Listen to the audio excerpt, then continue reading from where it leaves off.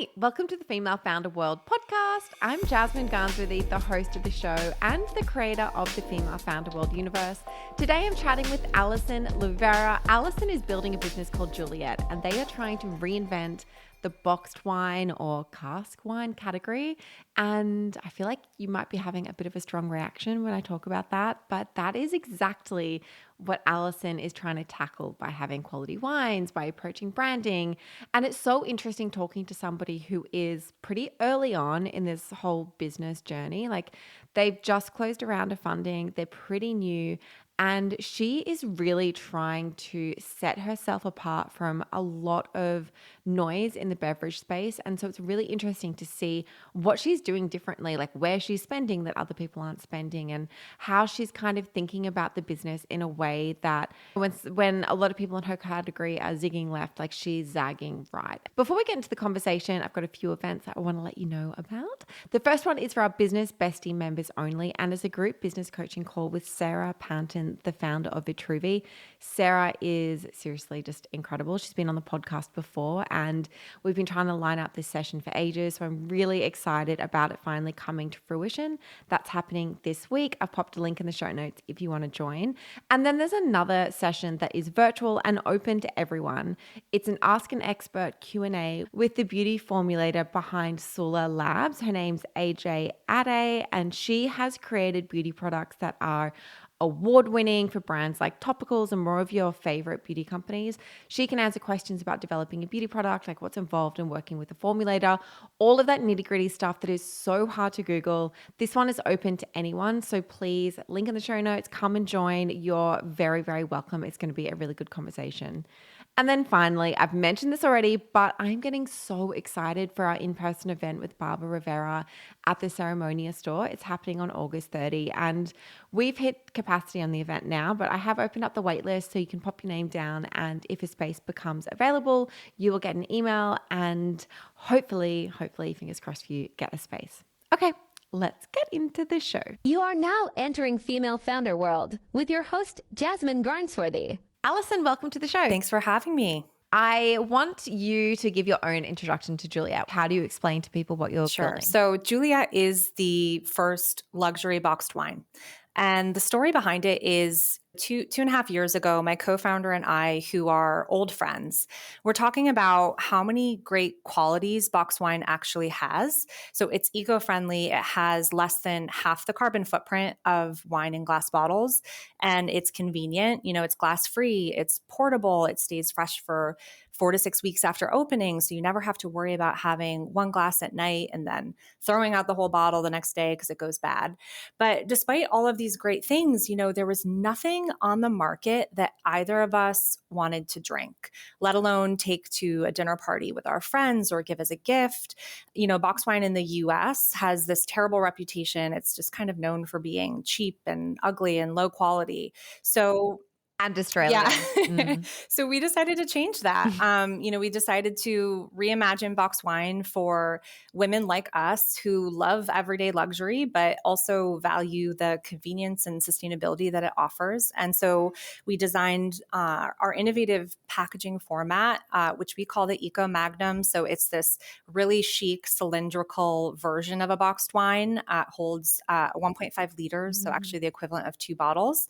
And we partnered with an incredible winemaker and a certified sustainable winery in the Central Coast of California and launched our first 3 SKUs last September. And so far we've been just thrilled with the traction we've seen. We're in 100 wine shops, restaurants, and bars in New York and California. We do about half our sales online, so we can ship to consumers in most US states. And we've, in general, just seen a lot of momentum in the media, and our audience is growing online. So this fall, we're expanding our wholesale to a few new states and launching some new products. So it's a really exciting time. I love hearing about businesses that are reinventing an old category and giving it a new spin. I feel like there was so much of that happened like 2017, 2018. And I saw all of these brands pop up, reinventing products with like a fresh spin and really like leaning on branding and marketing and creating something that people felt proud to have in their homes in all these different categories. And I was always like, oh, should have thought of that. Should have thought of that. And now you're saying box wine, and I'm like, I should have thought It's of so box funny that you say that because it's feedback we get a lot from people in the industry, in the wine and spirits industry that, oh, we wanted to do this. Like we had this idea so long ago. Our executives told us to look into this, but nobody, for some reason, just nobody actually kind of tried to do it. And I think it's because it has that negative stigma. So it is a daunting challenge to, how do you shift mindsets and create that behavioral shift in consumers. And so, my co-founder and I both have marketing and PR backgrounds. So we felt that we were kind of uniquely equipped to tackle that challenge just based on, where our strengths lie. You guys are pretty new out in the world, but you've had quite a bit of traction for such a new brand. What have you achieved in terms of some milestones and what's been working? We kind of launched I guess you could say there's been two parts to our journey so far. So we launched and really wanted to do almost like a 6-month soft launch to test the market and validate a lot of the assumptions that we had. We made a lot of assumptions about our price point, about our channel strategy, about who our customer was, right? And we weren't really sure if we were going to be correct in a lot of those assumptions, which whether or not we were correct would have a really massive impact on our strategy going forward. So we did spend 6 months where we were much more lean in terms of everything we were doing from a sales and marketing perspective. We were doing as much as we could in-house. My co-founder and I were like personally selling into bars and restaurants and wine shops. And we were, doing a lot on our own to try to understand that we had product market fit, that there was a demand for this, that we knew who our customer was that we were talking to, and we knew that what we were saying and the products that we had resonated with them. So that was kind of the first 6 months. And I think we made the decision in that time frame to invest in certain things. For example, we invested in a PR agency, like a really seasoned one with a lot of experience, because we really wanted to have those touch points in the media to not only raise awareness, but also to help us with our fundraise, because we were actually still fundraising as we launched. We fundraised on a safe note, so we were kind of raising on a rolling basis.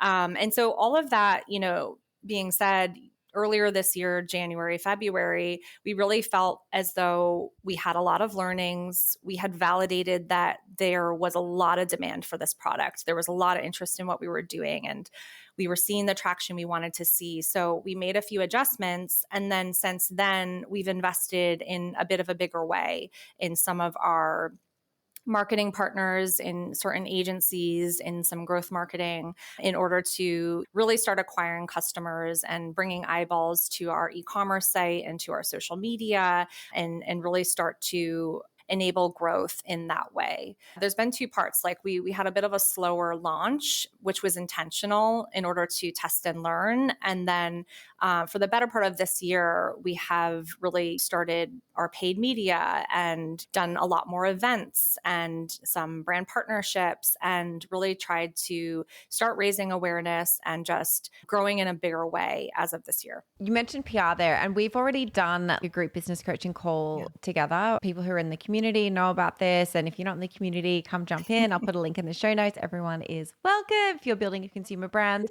It's so helpful. A lot of people wanted to know give about it a little PR. shout out. I find it really helpful. If I have random questions or need advice on something, I just throw it in the chat there, and 10 people will answer you. It's great. And everybody's kind of going through the same motion. So it's been really helpful for me. If you're not in the community, definitely join. Oh, thank you for that little shout out. But lots of people wanted to know about PR, and we get such mixed advice around PR on the pod from people who are like, no, it's not with the money. Focus on things you can do yourself, like TikTok, or like go straight to paid ads, or it's more about brand building. It's not going to actually directly impact sales.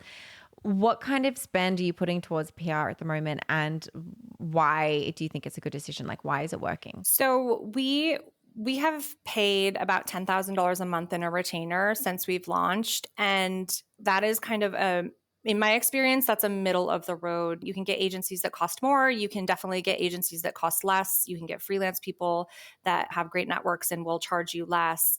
We made the decision to invest in PR because, again, we felt we had a bit of an uphill battle in terms of destigmatizing the category that we're in. And so we really wanted the social proof. We really wanted those media hits. We wanted to be able to say, Vogue and Wine Enthusiast and Forbes and Elle are covering our brand and they think what we're doing is cool. We really thought that would, from a consumer perspective, really help our cause in terms of overturning the stigma and making people see the category and our product in particular in a bit of a different light. We also, as I mentioned before, we're still fundraising as we launched. And so that ended up being a really great traction point to take back to investors that, we had either had a conversation with, but they were still on the fence, or, new investors to say, we've launched and immediately we're getting all of this, we're getting all this attention in the press and people really think what we're doing is interesting. And that validation, I think, sometimes can push people over the edge in terms of making the decision to cut you a check because it's very legitimizing. And so it was something that we felt was important. I'll also say that I have a lot of experience managing and RFPing PR agencies, and I've worked on brands that, for lack of a better word, didn't really have much to say, right? They're either heritage brands where it's sort of maintaining the brand image versus telling a story of a new brand or a new innovation.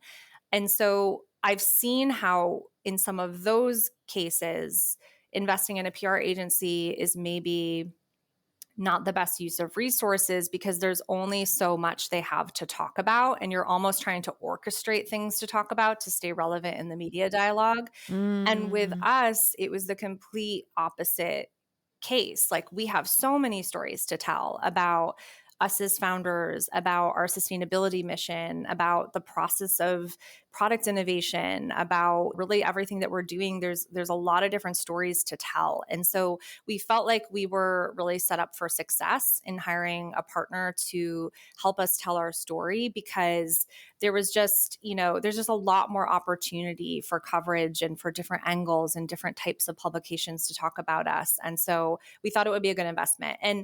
And I really do strongly still feel that we made the right decision, even though it's a lot of money for a startup company to part with every month. We can see the traffic coming to our e-commerce site from the articles that we get, and it helps with sales. It's really powerful to go to a distributor or to a retail partner and say, look, all of these incredible publications think that what we're doing is amazing. You should too. And so I think we made the right decision, but it is always a tricky one when you're trying to keep your spend lean in the early days.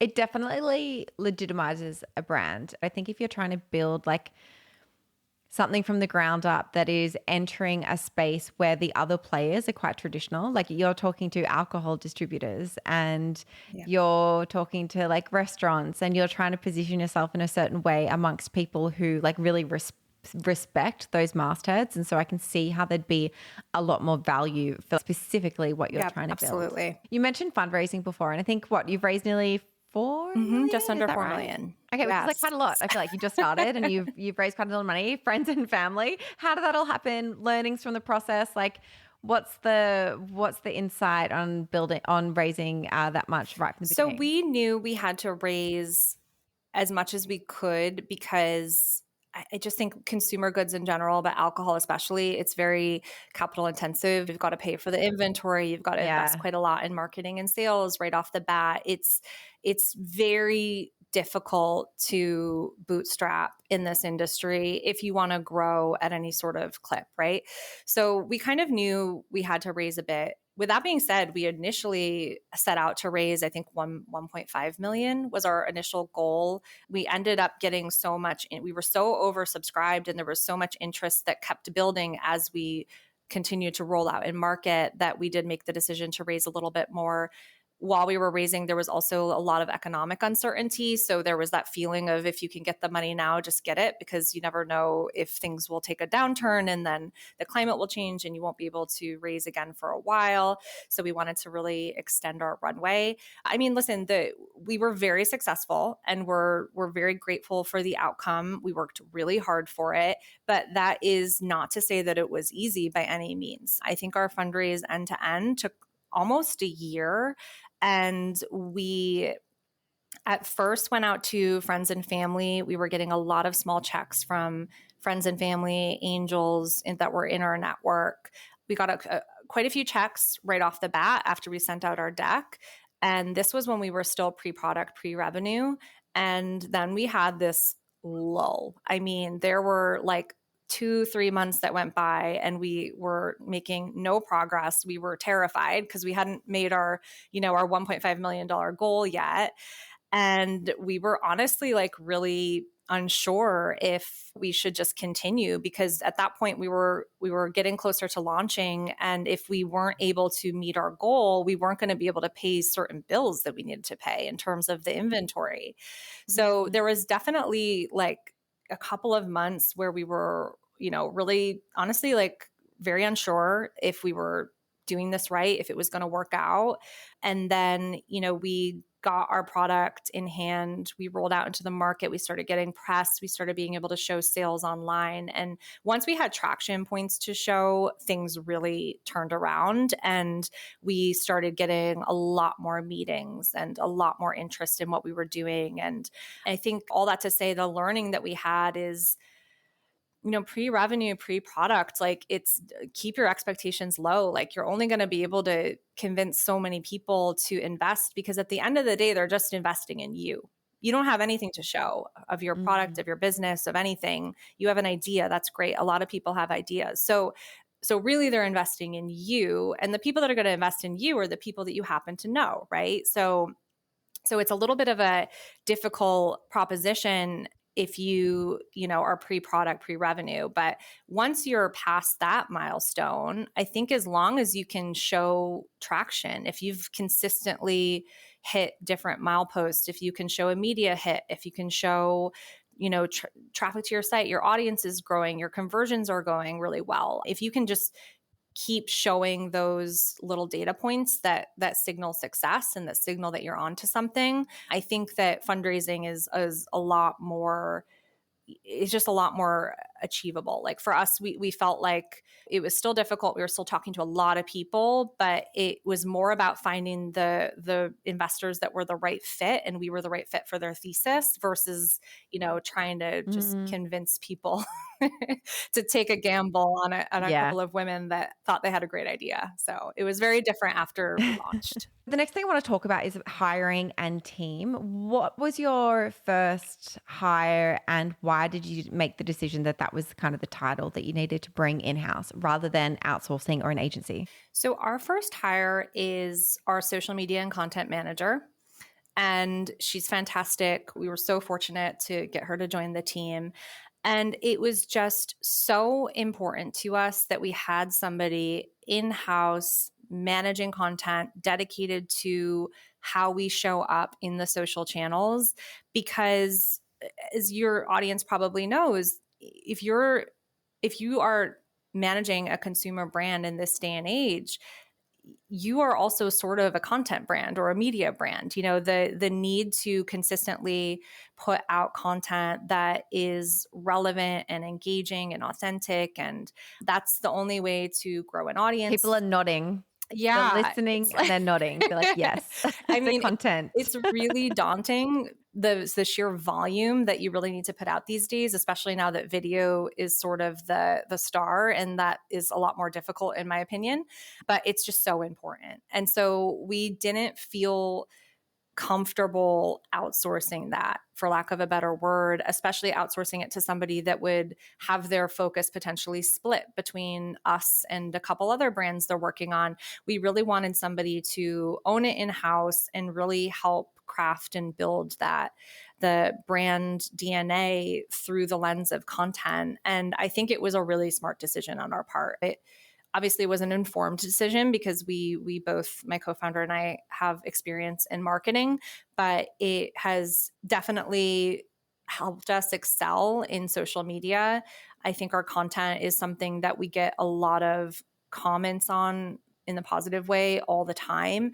Also, it's helpful to have someone in house because then you really have that one-on-one dialogue with your audience. It's something that you can learn from a lot easier if you just have one person managing it all. And so we've evolved our content over time just based on what's working, what's not working, what people are DMing us and saying. And I don't know if we would be able to be as nimble or put out as much incredible content if we didn't have somebody dedicated to it full time. And then our other hires are primarily in sales, our wholesale sales team. We have a VP of sales that oversees the country. And then we have a person on the East Coast and a person on the West Coast. You're working in marketing beforehand. Were you at Vogue or Condé Nast or a publisher? Is that right? I started my career in fashion. Yeah. Did you leave that job to start this, or had you already left? Like, what was your transition from the full-time workforce into entrepreneurship? I'm always so curious about people, like how they make that leap. Did you know you were going to do this, or was it like a more gradual thing? It was a more gradual thing. So I spent the first half of my career, 7 or 8 years, in fashion media. So I worked at Vogue, I worked at InStyle, I was at Town & Country.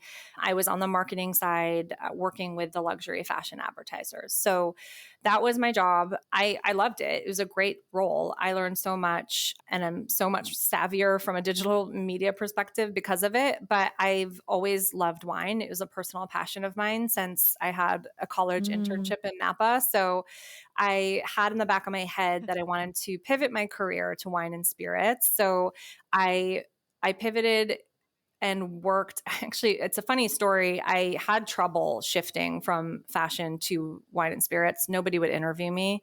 I didn't have the experience they were looking for. And so I worked part-time at a high-end wine shop while I was at InStyle. So it was like my last 2 years in media. And I did that nights and weekends, and I just learned about wine. And I was literally, running the cash register and doing tastings for the customers. But I learned a lot in having that. Hold on.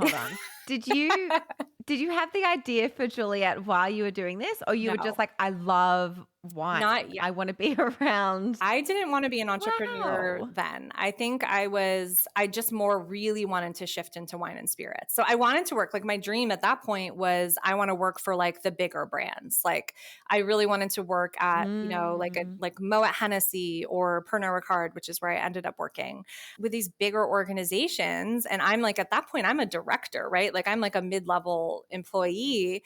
They're not going to hire someone with no experience. Like I couldn't even get an interview. So that's why I did this like part-time gig, just to try to like get something on my resume that sort of proved that I was serious about this shift and that I actually had some knowledge.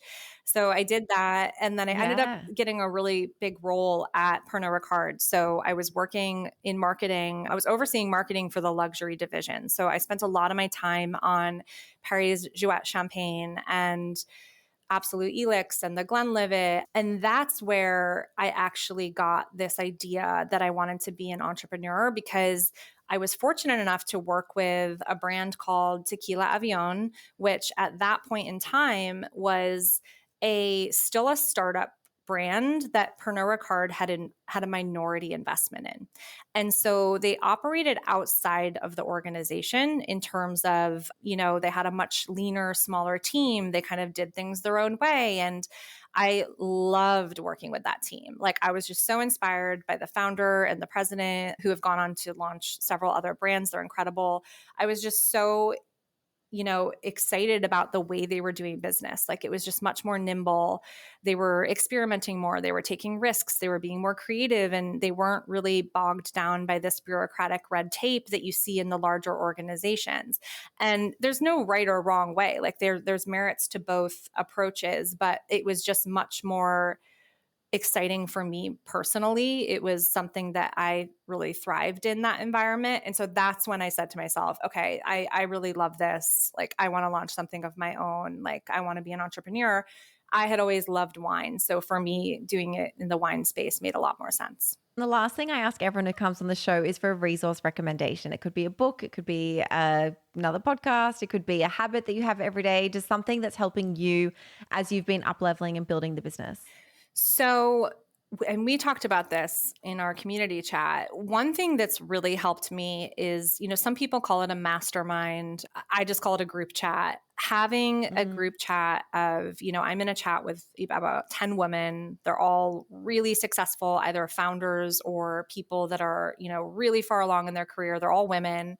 And just having a chat where you're checking in on each other daily and exchanging ideas and resources and just like asking each other the tough questions and having real conversations about challenges has been really helpful to me to have that, that small little community to lean on for support. I think that there's a lot of bigger communities that have also been helpful. Like I'm a member of Female Founder World. So for me, it's all about community. It's really comforting when you have a challenging job, like being an entrepreneur, to have other people to lean on, other people to talk to keep you sane, to give you advice. There's nothing more daunting than feeling like you're going at it alone. And so just having those people you can tap into, whether it's a mastermind or a group chat of 10 people or joining one of these communities, like to me, that's been the difference between going crazy and feeling like, I couldn't do this and feeling really confident about my abilities. So that's something I would recommend that everybody really seek out if you don't already have it. Great advice. Allison, thank you so much for coming on the show. Thank you for having me. Quick shout out to all of our Business Bestie subscribers. If you are loving this show and you are building a consumer, CPG, or e-commerce business, or you're about to build one, this membership will give you access to the people, experiences, and the tools that you really need to build your dream business. Head to femalefounderworld.com/subscriber for more.